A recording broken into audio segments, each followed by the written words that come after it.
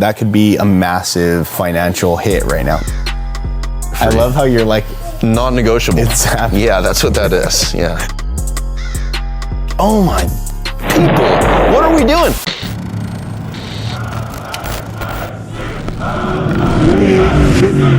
Hey guys, today's a special day. The truck is on all fours. Super excited. I can't believe things are happening this fast. I'm literally back 1 week from about the last time I was here. Morgan's over there, sitting in the truck. You guys can see it like this. You guys can see the size of it. It looks like the truck, we always say this, the truck looks a lot bigger in pictures, but when like Morgan's standing, Morgan, if you could stand next to the 40. I'm short though, so. You're not short. Ish. He's not short. What's up, guys? Like this thing is small, but you know, tires are big, shocks are big. I'm just beyond stoked. So without further ado, I'll have Morgan take it away and kind of share all the awesome things that have happened. I'm cheesing pretty hard. I'm really excited.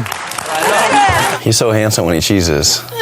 I'm just in love with him. You're the best. You should get back so they don't have to just look at me, they can look at the truck. Yes. It went through several different hands to get several different things done. Eric Moore was the original guy that did the chassis, did the suspension. Then it went to get driveline and like just miscellaneous brakes and stuff done. And I think it was a matter of James just trying to get stuff done and not having everybody in place to do the whole thing. So it's like, what can we chip off? What can we do to make progress? Like, what can I check off this list? And it didn't really matter what order it was in. It was just like, can I do this? Can I do that? Can I do this? Just to get the truck closer and closer, you know, and me not really knowing how to manage that appropriately and knowing like where and how I should have maybe started in order. To my assumption, I'm like, cool, well, I know what we're going to do. We're going to finish this thing. That was the commitment. So like, it wasn't a matter of going back and checking stuff. It was a matter of just starting to plug more stuff in, attack all the sheet metal, attack everything. And then, you know, it came around where we checked the limit straps in the front and they were super short. And I'm like, what is this? Like, yeah, this thing, you could just see visually at ride height that it wasn't like the travel wasn't being able to be let out. And then we droop it and we assess it. That was before the Off-Road Expo 2 years ago. Right. And I'm like, oh shoot, the upper arm's hitting on the rack. Oh, the tie rod is hitting on a bolt. Like just simple stuff. The last couple of weeks we've had to go through and just literally go through the suspension, go through the meat and potato of the car, and not just like the details and putting it together, but to make sure it functions. Like we had intel. Wait a second, I think I see something. That hit us up about the front. You know, there's several people like, hey, there's another truck like this that had crazy bump steer. This thing, does it have enough caster? Does it this? And then I'm like, oh my people, what are we doing? We have this thing fresh. How long have you known about this build? It's powder coated. We're putting fresh bolts in it. We're doing all the stuff to make it run and go together. Is there not a reason that someone could have been like, hey, I knew about this and did that when it was raw or something? You know, it doesn't matter because to my discretion, like if I had another project like this,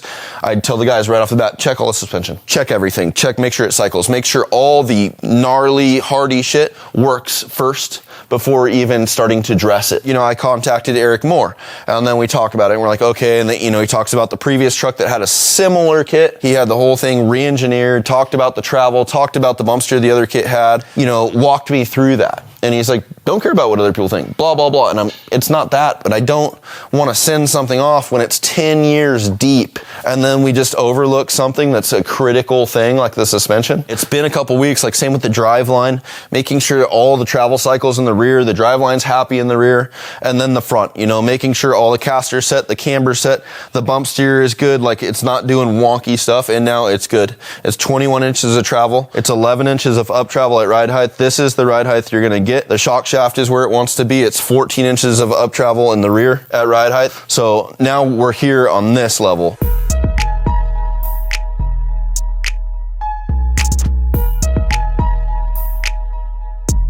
Give me the thing. All right. So this was the issue before. You can see there's a big PSS, power steering solution, billet, trophy truck pump in here. That was not there before. We had a little TC pump and it wasn't going to be solid for the 40s. Obviously that's a much bigger tire package than what was on here before. It was just running a 37. The rack's going to be okay. The pump is not okay. It already has a pressure relief valve in here and the servo's set up for high pressure. So all we needed to do is swap the pump out. I was just very concerned that it was not going to fit with the constraints we have, but it did fit. And we just took all the spacers out and just got 1/4 inch chrome ollie plate back here for the adapter to fit onto the heads there. That was kind of scary. Because I think at that point we were like, dude, like that could be a massive financial hit right now. You know what I mean? That was going to be definitely put me some time back, but made it happen, dude. Things are so tight in here that it's literally one of those things where if we had to redo where the pump goes, we might have to redo the whole entire drive system. I estimated it would take a week, 50 hours of work to get everything going again and machining all the spacers and making sure everything's proper. If you don't have the belts right, it'll throw belts consistently, especially at high RPM. That was the fear. It only took one day and we fixed it and we're good. I was like, here we go, dude. 12 G's, 10 G's. Oh my God. All right. I'm broke. Gonna eat some top ramen. Wear the same Vans for the next 6 months. Yep. You can see, so all the hubs are prepped. Everything's been cleaned. All the bearings have been packed. Everything is safety wired, 12 points on all the snouts. Fresh pads. I think we were missing pads, so we had to get some pads for the handbrake. Coilovers are back here because we need to figure out fittings. There's a 90 that has to pop off of the coilover and it has to dive over and hit that reservoir. Oil filter's in. We just need one more line to connect the dots over to this guy. You can see the fuel pumps are in here. There's dual pumps, dual post filters, dual pre-filters. The winch is on here in its little spot. That's kind of its temporary spot. And then remember, it has a rear mount and it has a front mount. Jack is on here. A lot of the panel work is on.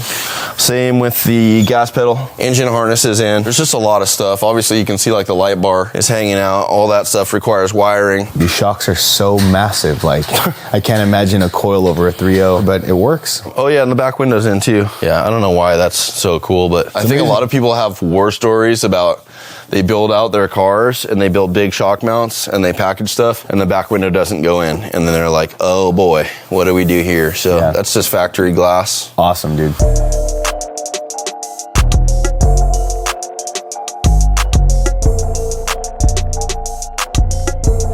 Next step here, we're gonna send it to wiring with no seats in it.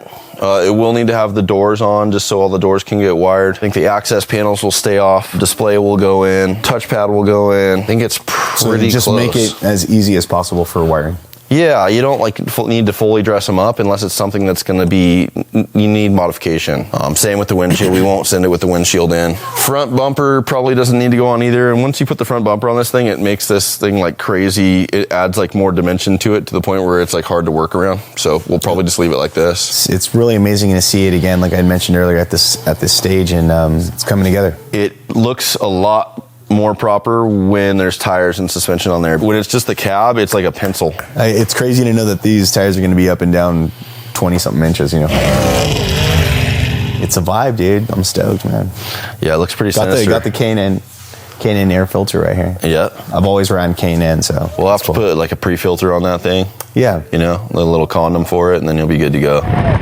Again, I think it's really a matter of putting the doors on right now, finalizing the engine area, putting the coil packs on. We need like a small fuel hose and put the accessory drive back on, put all the hard lines on for the radiator. Just do complete systems finalization. I thought it was going to be like, you know, really like just a bunch of crap everywhere, but it's really like style, dude. Well, it's not all in, and it's definitely still a bunch of crap everywhere. I promise. Okay, can't wait I promise for you. that. Yeah. No, it's I just imagine it just like, but yeah, I mean, I guess we'll get there. Once you start to put like your radiator hard lines in, you put a cross member in here that has two. It has a alternator and a AC compressor, and then there's a belt that goes up in here, and then you put your coil packs on top of here. It starts to turn into a nuisance. Like, I mean, it's nice that this comes out. I'll appreciate it for what it is right now. Then, yeah. Oh, it's bolted in. Okay. Yeah. Well, it's exciting, man. Is it bolted in?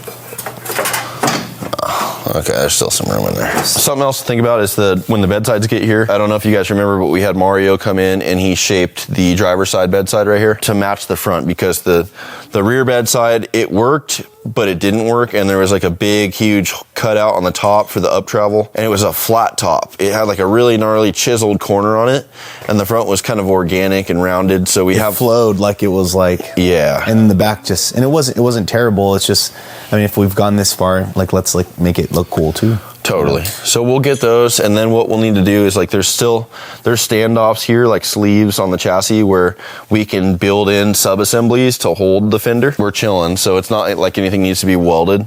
We just put our pieces, make the fender mounts, and then this hole, that little pop through, okay, is where our exhaust is. So It's gonna dip out right there. yeah, so you have a V-band in here, and I think what we'll end up doing is having to open this up a little bit, and then we'll just have to wrap this. We'll have to cycle it, and then wrap that exhaust to make it come out the bedside somewhere cool. I think that's where we're at right now. I almost wish that like we could just rip the truck like this for a little bit, but I think I owe everybody a full truck. But damn, this thing looks good like this, man. Yeah. No matter what, James is going to paint this thing red. Right, so if there's someone that wants to bang this thing out, like Mako level, I'd love to do the roof, the door jambs, and then possibly the front hood and the mini fenders and the bedsides.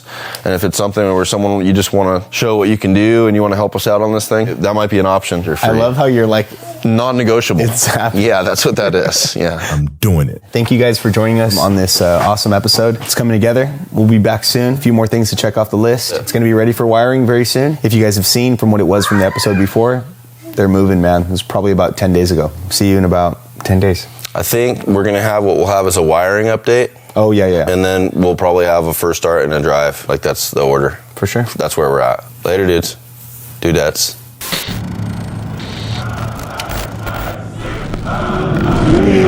Thank you.